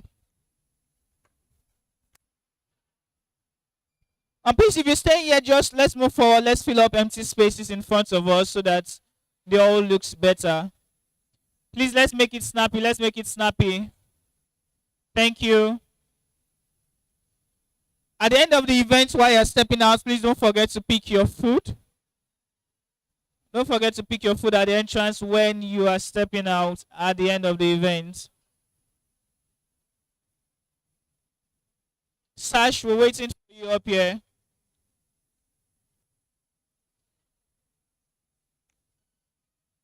Oh.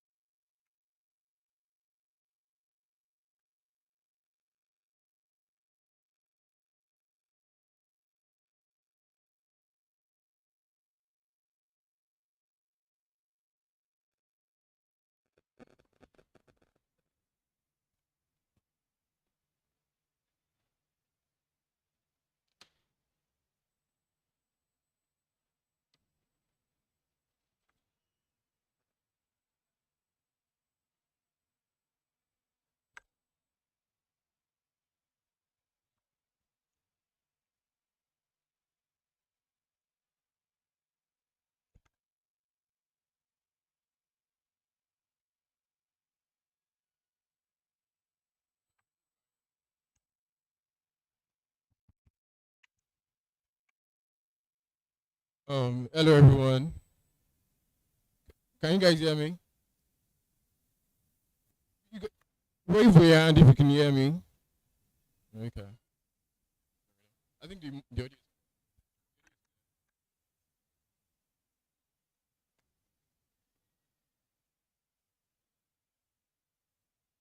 So once again, hello everyone. Nice to meet you guys all here. My name is Samuel Jolayemi, and I'm an illustrator and a designer. A lot of you specifically know me as Sam. But yeah, today I've been called upon by you to come and speak about something really passionate about, and that's illustrations. And today we'll be talking about something quite niche. Not everyone is familiar with this term, but then I'll be speaking about illustration systems today, and that is creating a unified language. And what, okay, well, typically this is me. If you know me, this is me. And pretty much the agenda for today is we have firstly what is an illustration system. Okay, let me just do a brief explanation of this agenda.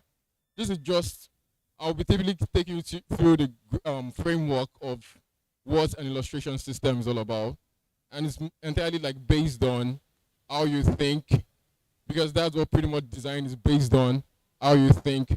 So I'll be encouraging us to, and also pay attention to the slides, because a lot of things that I'll be referencing are contained in the slides, are practical in the slides. And so yeah, what is an illustration system? Well, technically, an illustration, okay, one more thing. I'll be using quite a lot of analogies because I found that that's a kind of better way for me to like explain or get information across to people.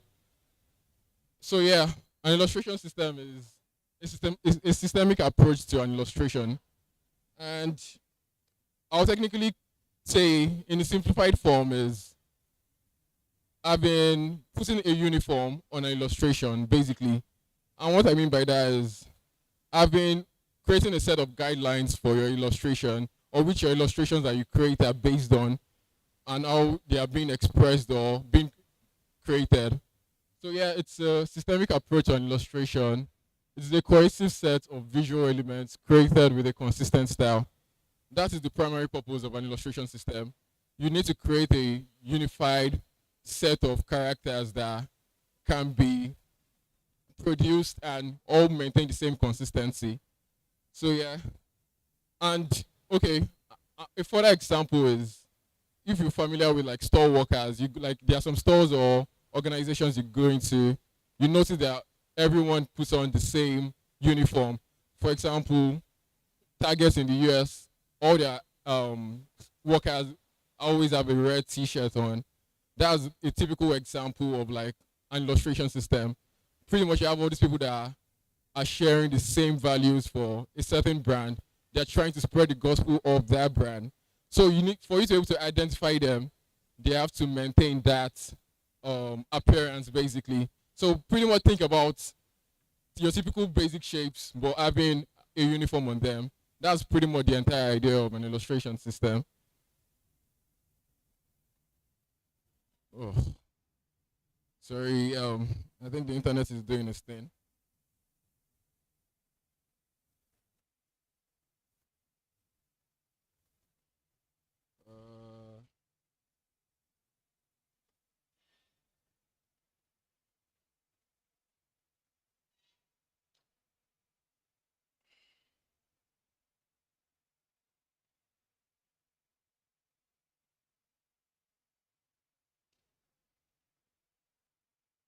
So yeah, pardon me and MTN right now.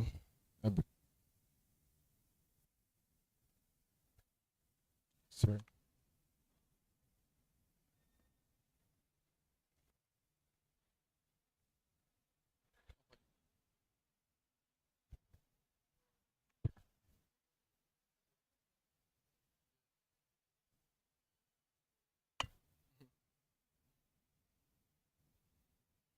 Okay, I think I'll just take it from here since the internet is messing up. So yeah, like explanation of what an illustration system is. Take your pretty much, I found that, okay, measuring tools, your basic measuring tools. You have like unique and distinct measuring tools that you use to measure certain things. For example, in the kitchen, you have the bowl, you have the measurement cups, and they come in different sizes, so each typically serves its own purpose, even though they are all sharing under the same family and that is, they're all representing measurements, but they all measure separate portions of things in the kitchen, basically. So basically, that's how illustrations are structured. So this is another analogy, and I'm apologizing once again if you get tired of my analogies. But yeah, next up. So yeah, the next question we need to get into is, why do you need an illustration system? This question, this might pose to you as a a rhetorical question sometimes, but then for you to like have a firm understanding of what you're dealing with, I believe you need to answer the questions of what, why, and how. So for this section, this is the why. And the why in this case is understanding why you want to get into illustration systems, or why you believe you need illustration systems to like aid your communication. So yeah, getting into it. This is more or less like a rhetoric. You have instances where you have chairs, recliner chairs basically, and you have normal chairs. The difference between a recliner chair and a normal chair is that one reclines obviously, but then they still both serve the purpose or function as a chair. But the recliner aids you or gives you better experience of the usage of that chair obviously. Same thing with refrigerators over there. You have refrigerators that are normal and the ones that come with water dispensers.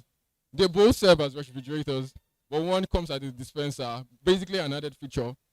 You can exist without illustration systems, but when you find them in what you want to do, they just have a way of enhancing and making the user experience of what you're trying to sell or your brand better, basically. So that is typically a why to why illustrations are needed. Also, I'll just say illustration systems are like a perfect between brand design and product design. And typically, they pretty much harmonize the way, they pretty much harmonize brand values and how you sell your products. And here you have my guy who is dipping his leg in both sections because you need a firm understanding of your brand values.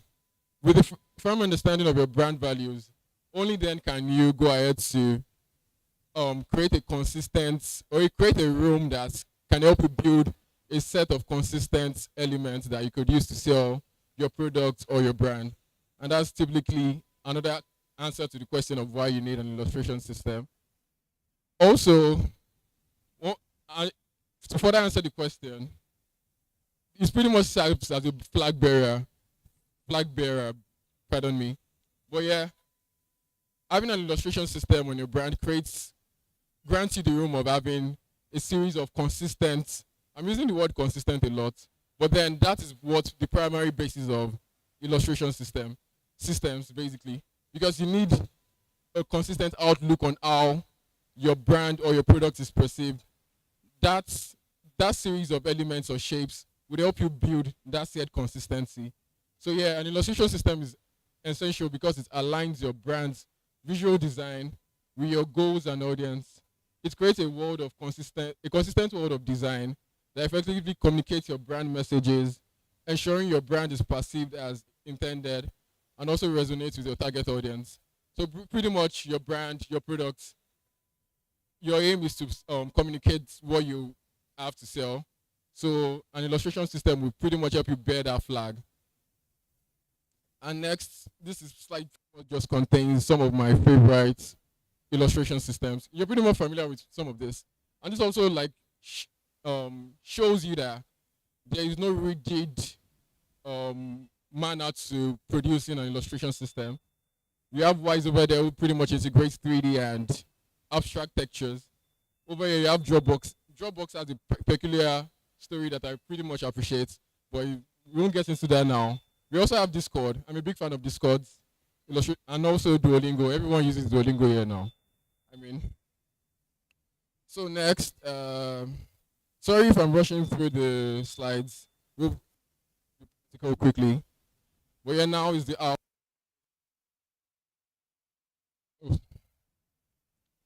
So pretty much to create an illustration system, you need to have foundational knowledge.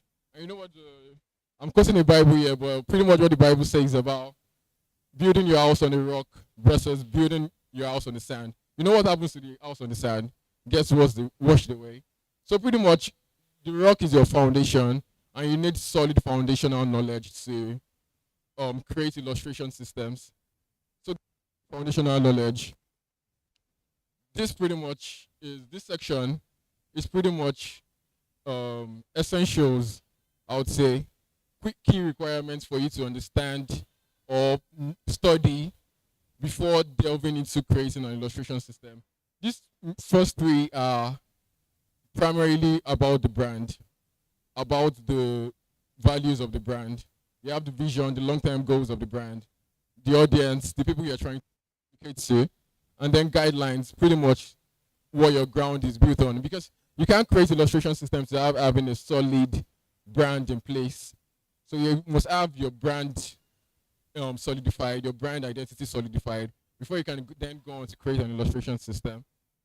Next is this pretty much about the illustration system. Visibility, how recognizable your illustration, how recognizable you want your illustrations to be. You pretty much saw the slide of the real life scenarios. Each illustrations were pretty much different in their own sector. And then representation. When it comes to illustration systems, you need to focus on the people you're trying to speak to. You need to have a solid understanding of who you're trying to communicate to, so that you can create something that particularly tells their story, and you don't want to miss out on that. Imagine creating an IO game now, and you want to build an illustration system around IO game, and the first thing you're drawing up white characters. Does that make any sense? Makes no sense. So that's all about representation, and also even shedding more light on representation, because you need to, like I said, have a firm understanding of your audience, of the brand's audience, and the things, their core values, their culture, so that you can get into the nitty-gritty of typically how they understand situations and scenarios, and then you can structure your illustration system around. So next, we get into creating a unique world of illustrations. Pretty much you have your foundational knowledge, and now it's time to put the pieces together. And the pieces, I mean by the original. So you get into the kitchen cooking. I don't know if anyone is familiar with this, but if you watch Powerpuff Girls, you know that scene where Professor is dumping everything into the pot. So it's time to get cooking here. So pretty much this all rough, basic. Designers end, on the illustrator designers end, you run through several iterations, and before you like solidify your your illustration, your sets basically. And that is quite typical with a lot of designers. It's setting a guideline for your illustrations that you are creating or you intend on creating. And this guideline is essential because regardless, if you're creating for a brand, depending on if you're a full-time illustrator in that brand or you were contracted to work on that brand, you would always want your illustrations to serve the purpose of time, basically. Meaning, a secondary illustrator could come into the company today, pick up your the guideline for the brand, and they can replicate the illustrations you've made or even produce more illustrations. That is why your illustrations should have a set guideline of creation. And by guideline, I mean rules. For example, let's say you are using triangles in your illustration. Would your triangles have sharp pointed edges or rounded edges? Those two differences are pretty much instances of rules you can have in your illustration. So yeah. Next, we have types of illustrations, and you're pretty much familiar with this, or you might not know what they're called, but you'd have seen this in your typical interactions with illustrations or brands, mobile apps, web apps, websites. You have the icon, and the purpose of the icon is to sell you an idea without the use of an image, like sell you an idea quickly. Like right there, you can see the symbol of a mouse. Pretty much everyone identifies the symbol of a mouse, and that is an icon. Next, we have a sports illustration. That's the second type of illustration. This illustration is more contextual because it draws you closer to the detail they're trying to sell in that illustration, and it's pretty much accompanied. It's always accompanied by, or most times accompanied by text. So, and you find out typically in mobile apps more often than not. Then next you have an hero illustration, and this pretty much introduces you to an idea as first, trying to sell you an idea. And the way I would explain this theory better is by using if you're anyone who's well, is familiar with filmmaking, film in general. When you watch movies, movies all start from like the camera being panned out, showing an overview of a city or something or a building. That's the spot. That's the hero illustration. It shows you like a full wide angle image of what they are trying to paint, the picture they are trying to paint to you.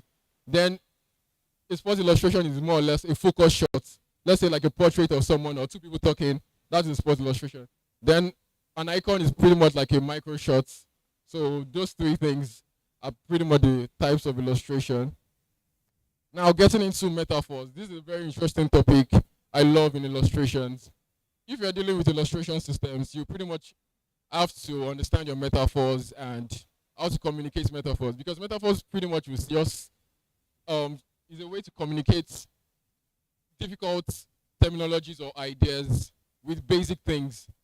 For example, now right here you have delete accounts, and that illustration just shows you like an account being thrown into the trash bin. That is just to tell you that the image is trying to tell you to delete your account. Next, you have get started. This is pretty much just a shot of an illustration of someone trying to start a race. What it does is sell you the idea quickly, difficult idea that might not be easy to grasp, because not everyone understands English at the end of the day. So you want to communicate to users who understand images first or visuals first. So next, I think we are getting interested about this. This is where everything happens, basically. And for this, I want us to this screen, because this will help.